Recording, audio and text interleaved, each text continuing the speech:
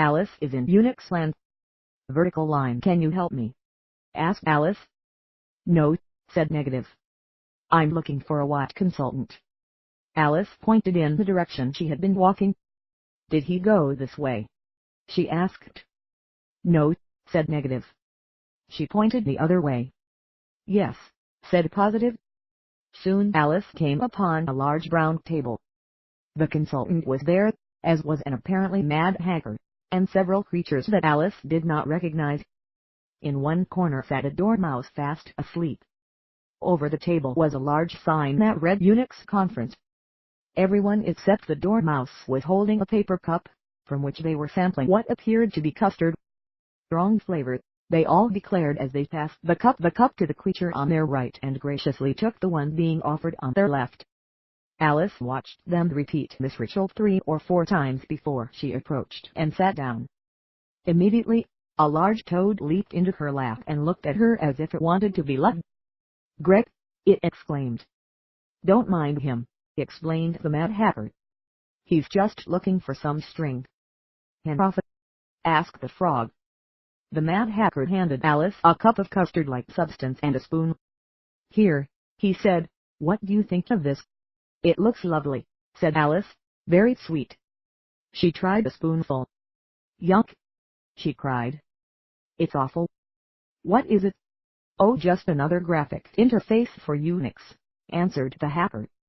Alice pointed to the sleeping dormouse. Who's he? She asked.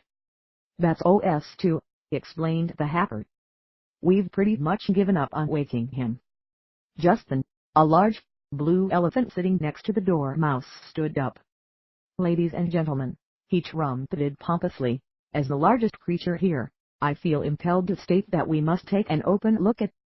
A young job sparrow on the other side of the table stood up angrily. The elephant noticed and changed his speech accordingly. What our next step will be? Half the creatures bowed in respect while the other half snickered quietly to themselves. Just then, OS2 fell over in his sleep, crashing into the elephant and taking him down with him. No one seemed a bit surprised. What we need, declared a sun bear as he lapped up custard with his long tongue, is a flavor that goes down like the Macintosh. Suddenly, the white consultant began jumping up and down as his face got red. No, no, no, he screamed. No one pays $1.50 an hour to Macintosh consultants. Talk, said the frog. Users, explained the sun bear, want an easy interface that they will not have to learn. Users, cried the consultant in disbelief. Users? You mean secretaries, accountants, architects, manual laborers?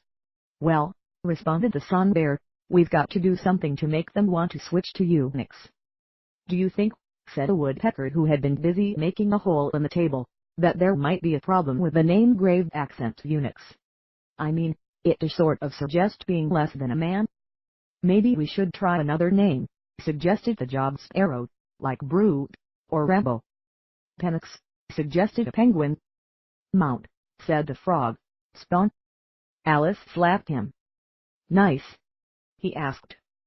But then again, suggested the woodpecker, what about the shrink wrap issue? Suddenly, everyone leaped up and started dashing about, waving their hands in the air and screaming. Just as suddenly, they all sat down again.